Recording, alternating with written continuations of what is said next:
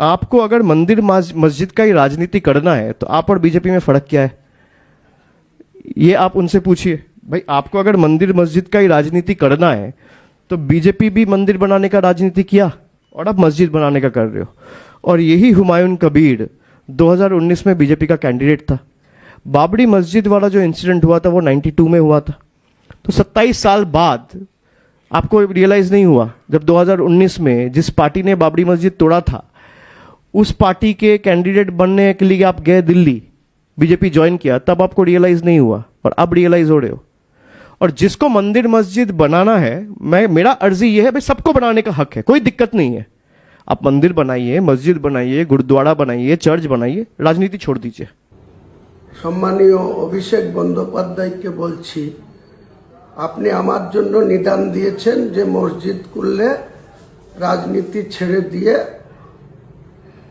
আমি যেন মসজিদ নিয়ে পড়ে থাকি। আমি আপনার কথা শিরোধার্য করব, মেনে নেব। আপনি আগে আপনার পিসিকে আপনার দলের চেয়ারম্যান পদ থেকে অবসর নিতে বলুন এবং আগামী 26-এর নির্বাচনে যেন নির্বাচনের কন্টেস্ট না করে বলুন। এবং ওই যে পুরীর জগন্নাথ মন্দিরকে দীঘাতে নিয়ে এসছেন, দিয়ে ওই যে জগন্নাথ ধাম করেছেন সেই জগন্নাথ ধামে ওখানে গিয়ে আপনার পিসিকে বলুন যে ওখানে ধর্মকর্ম নিয়ে উনি থাকবেন। তাহলে উনি যদি ওটা করেন, আমি আপনাকে কথা দিচ্ছি, বাংলার মানুষকে কথা দিচ্ছি যে আমি শুধু বাবরি মসজিদ নিয়েই থাকব। আর আমার দল, আমি যে চেয়ারম্যান, সেটা অন্য কাউকে দায়িত্ব দিয়ে আপনাদের দলগত বিরুদ্ধে আমরা রাজনীতি করব, আপনাদের ক্ষমতাচ্যুত করার জন্য রাজনীতি করব। আর আপনার যদি এত সাহস থাকে, জনসংযোগ থাকে, বাংলার নেতা হিসাবে অল ইন্ডিয়া তৃণমূল কংগ্রেসের সাধারণ সম্পাদক হিসাবে মানুষের প্রতি আপনার আত্মবিশ্বাস থাকে, তাহলে আগামী দিনে আপনি বাংলার মুখ্যমন্ত্রী প্রজেক্ট ক্যান্ডিডেট হন, ভবানীপুরে বা নন্দীগ্রামে, যেখানে খুশি হন। বাংলার মানুষ আপনাকে নিশ্চয় যদি সমর্থন দেয় বা মেজরিটি দেয়, তাহলে আপনি বাংলার মুখ্যমন্ত্রী হবেন। আর এসব না করে আপনার পিসি মন্দির করে বেড়াবে, জগন্নাথ ধাম করে বেড়াবে, দুর্গায়ন করবে সরকারি টাকায়, হিডকোর টাকায়। এই 29 তারিখে আবার আপনারা 260 কোটি টাকার আপনার পিসির, ওটা ব্যক্তিগত সম্পত্তি না, 30 হরিশ চ্যাটার্জি স্ট্রিটের সম্পত্তি না। মুখ্যমন্ত্রীর শপথ নিয়ে আপনি শুধু মন্দির করবেন, কার্নিভাল করবেন, দুর্গা পুজোর অনুদান দিবেন, শিলিগুড়িতে কোটি কোটি টাকার জায়গা সেখানে মন্দির করার জন্য দিবেন।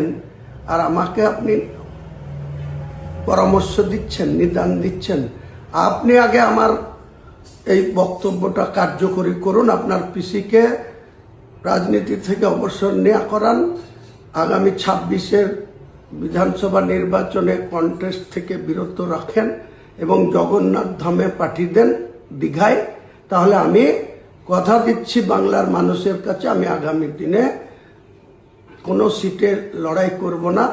আমার যে জেইউপি পার্টি, সেই পার্টি অন্য কাউকে চেয়ারম্যানের দায়িত্ব তুলে দিয়ে আমিও শুধু মসজিদ নিয়ে আর ওই সৌদি আরবে যাব, পবিত্র হজে গিয়ে হজ করে এসে আমি ইসলাম ধর্মাবলম্বী মানুষের হয়ে কাজ করব। পৃথিবীতে যে কটা দিন মহান আল্লাহ তাআলা আমাকে বাঁচিয়ে রাখেন বা হায়াতে রাখেন। তাই আপনাকে আমি এই পরামর্শটা দিলাম। আপনার অনেক দিনের বাসনা যে আপনি পিসির পরে আপনি বাংলার মুখ্যমন্ত্রী হবেন, তা পিসিকে ভালোই জগন্নাথ ধামে পাঠিয়ে দেন।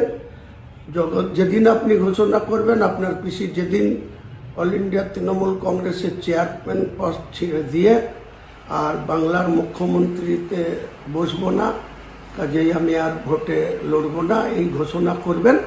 আমি তার 24 ঘন্টার মধ্যে আমার জেইউপি চেয়ারম্যান পদ থেকে সরে আসবো এবং আমার যে ইউপি পার্টি জনতা উন্নয়ন পার্টি অন্য কারো হাতে দায়িত্ব দিয়ে আপনাদের সঙ্গে সরাসরি নির্বাচনে প্রতিদ্বন্দ্বিতা করবে। আর আপনি বাংলার মানুষের কাছে কত গ্রহণযোগ্য সেটা শুধু ভিসি করে বড় বড় কথা বলে কোনো দরকার নাই।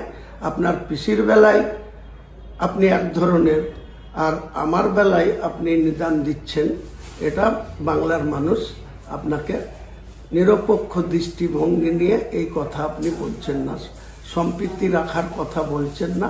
আপনাদের মধ্যে কত সংকীর্ণতা আছে সেটা আমি খুব ভালো করে জানি। আগামী দিনে আপনারা ঠিক জবাব পেয়ে যাবেন। নমস্কার।